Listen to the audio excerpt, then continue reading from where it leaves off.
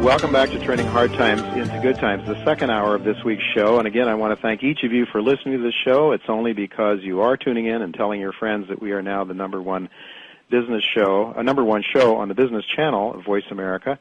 I also want to thank our sponsors during the second hour for making the show financially viable. They are Barkerville Gold, Crocodile Gold, Solidon Gold Corp, Dasha Capital, Richfield Ventures, Athabasca Uranium, Brigus Gold Corp, Everton Resources, Millrock Resources, and Golden Hope Mines. Well, Professor Kotlikoff, before we took a break, we were talking about various ways to fix the system. You touched briefly on the tax system. You touched briefly on the healthcare system. And I know that if people want to know more about your reforms, your proposed policy changes you think could help America get back on track, they can certainly buy your book and read it. I'm sure there's lots of details there beyond what we're able to talk about in the short period of time that we have. Could you tell our listeners the name of your book that addresses these issues? Well, Jimmy Stewart is Dead. In the afterword discusses how to fix taxes, health care, and the retirement system, but most of the book is focused on my take on what happened, explaining clearly what happened, I think, in fun terms, so it's actually a fun read, and also how to fix the financial system. And then I've got a book called The Healthcare Fix, which goes into some more detail about the healthcare system, and I've got a book called Spend Till the End, which is more about personal finance and how to help yourself safely raise your living standard in these difficult times. So there's a number of things that are on. If you go to kotlikoff.net, you can. That's my website. You can see things I've written, keep up with what I'm doing. On the Social Security system, I think we should free Social Security and give to everybody what we owe them as they go through retirement, but not let anybody accrue additional benefits under the existing system. And then we should have everyone be forced to contribute. We should also get rid of the 401k system. We should also freeze that in terms of any tax breaks going forward, Roths, IRAs, that whole set of things. Get rid of that, all that. We can't afford that kind of subsidization of personal saving. It's just not really working in terms of our national saving rate right now is 1%, less than 1%. So that whole policy has not worked to raise national saving. It's just giving people money for money they would otherwise have saved. So anyway, what I would suggest is everybody should be forced to put 8% of their salary, their labor earnings, into an individual account, a personal account, after it's split 50-50 between a spouse or a legal partner, so that if you have a non-working spouse, they're protected. And then the government makes matching contributions into your account if you're poor or disabled or unemployed. And then all the money is invested not by Wall Street, but by Uncle Sam in the global financial market in terms of a global index fund of stocks, bonds, and real estate securities, market-weighted. So it's just done by computer. It's done at very, very low cost. And Wall Street makes no money whatsoever from what I'm proposing. And then at retirement age, your asset balances are, first of all, they're guaranteed not to be less than what you put in adjusted for inflation, so the government will guarantee the downside.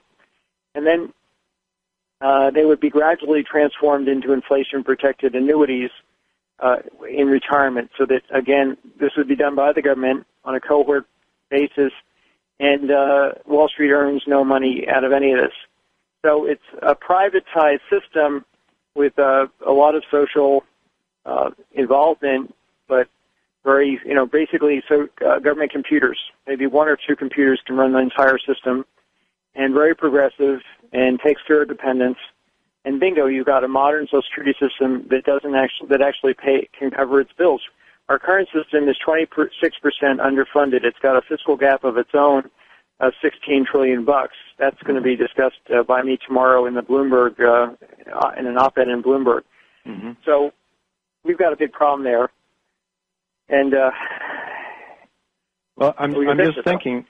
I'm thinking as you're talking about cutting Wall Street out of this activity. The Wall Street people, of course, are not going to like that. But I'm also thinking again of that young man who was a professor, or the young man who had just finished his training to become a doctor and is a hedge fund manager now.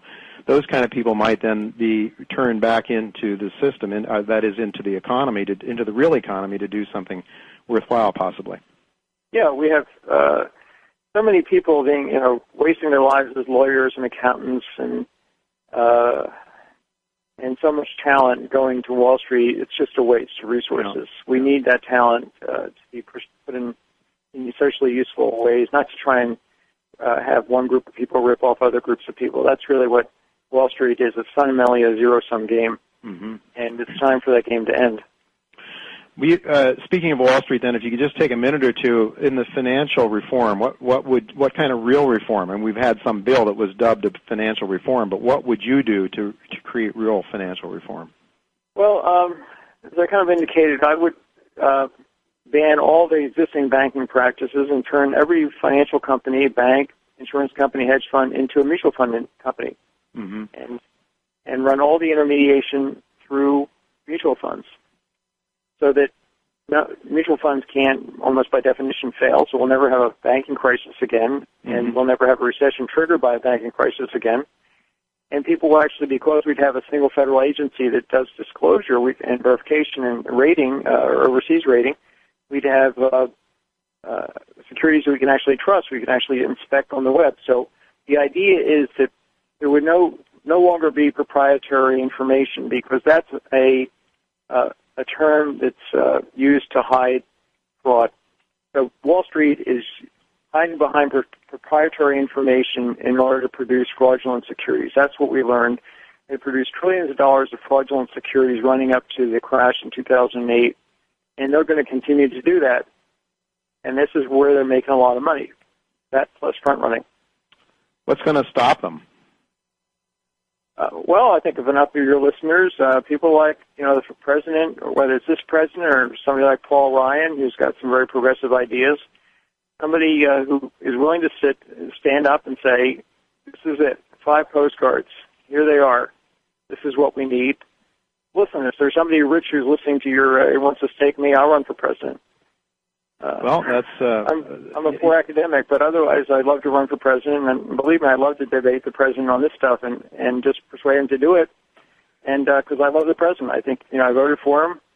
I think he's our best hope, but he's gotten very bad economic advice. It's time for him to fire McClellan. You just wonder, once someone is elected, to what extent they are their own person and they still have the power to make changes, or whether there's somebody behind the throne that are pulling the strings. Well, we've had major changes in this country historically, and the question is whether we're going to get there quick enough to save the system in time. Okay, I want to ask you about you have some software that's available to people that they can sort of gauge how much they should spend, how they should plan their retirements, how they should plan their budgets, and so forth. Could you tell our listeners something about that? Yeah, if you go to esplanner.com, it stands for Economic Security Planner, ESPLANNER. You'll find our software, which we market to the public. The basic program is $149. We also have a version that we provide for free to the public that's much more simplified at esplanner.com/basic. If you go to my website, kotlikoff.net, you'll find links to ESPlanner. And this software has been ranked #1 by Money Magazine. It's been reviewed, had 100 press articles by New York Times, Wall Street Journal, you name it, Business Week. It's viewed as the top software out there. And what it does is it figures out in the 2 seconds how much you can spend so that your living standard will not fall through time but stay stable per person. And then it helps you figure out safe ways to raise your living standard, like helping you figure out when to take Social Security, how to get free spousal benefits from Social Security, whether to repay and reapply for higher Social Security benefits, whether to use a Roth versus a regular IRA, whether to convert your Roth, whether to take points when you refinance your home. All these things come down to what are they going to do to my living standard. This software is a living standard machine. It calculates your living standard, so it can help you figure out safe ways to raise your living standard. So you don't have to necessarily depend on the investment returns to get your living standard to go up. I read a column for Forbes in the personal finance section, and I read a column on resurrecting your retirement right after the crash. I was asking, take a middle-class couple that's 60 and has lost half their wealth in the financial system, their financial wealth. What can they do? And I pointed out 5 or 6 things based on our software and showed a case study that where this household was able to regain half of their losses just by making the smart moves with respect to these other issues, like when to start withdrawing your retirement account monies and which one to start withdrawing first. Well, there's a lot of interactions. You can make a lot of money off of Uncle Sam if you know how to and the software lets you take Uncle Sam's best deal. Uncle Sam's giving us a menu of options here when we should pay tax, when we want to pay taxes, and when we want to take Social Security benefits, and which benefits to take at what point. And people need to get this stuff right. Oh. Well, and how would you know? How would the average person know without something like that? I think it makes an awful lot of sense, Professor Kotlikoff. Certainly something I want to spend some time when I can find the time to come up to speed on that. And several of your books too that are very interesting. And I know that you're a prolific writer. You write in a lot of journals. I was reading just something you had written recently in The Economist magazine, I think last week or a day or two ago, and very interesting commentary there as well about the economy and what's going to happen to us if we keep printing money and not making the kind of reforms you're suggesting, but in fact continue to quantitative easing, I guess, is the buzzword. I think we're going to have very high inflation, so I would be very careful about buying any long-term nominal bond. TIPS, inflation index bonds that the Treasury sells, I think they're relatively a good investment if you buy them within a retirement account. You can short the long-term nominal Treasury bonds safely by buying a TBT fund, I believe it's a mutual fund, so I hold some of that. Mm-hmm. And clearly commodities, including gold, are things to hold. Mm-hmm. But I can't say for sure that inflation will take off. I've been predicting this for quite a while now and lost a lot of money in the process. But this country doesn't look like, we're in bad shape here, fiscally speaking. Mm-hmm. And the IMF is saying it. The Congressional Budget Office is saying it. Anybody who looks seriously at it is saying it. The politicians aren't saying it for good reason. Well, let me ask you, you mentioned TIPS. How much confidence do you have in the government's CPI numbers? Well, I gauge inflation by what I have to pay to buy my son a single-dip ice cream cone. Uh-huh. Indeed, inflation seems to be a lot higher than they're reporting, but I do think the BLS is doing a good job, the Bureau of Labor Statistics, and the economists who've looked at what they're doing are very good ones, like Michael Boskin, who there was a Boskin Commission to look at how the BLS was measuring inflation. So I think it's probably a pretty reliable measure, to tell you the truth. I think it's probably as good as we can do.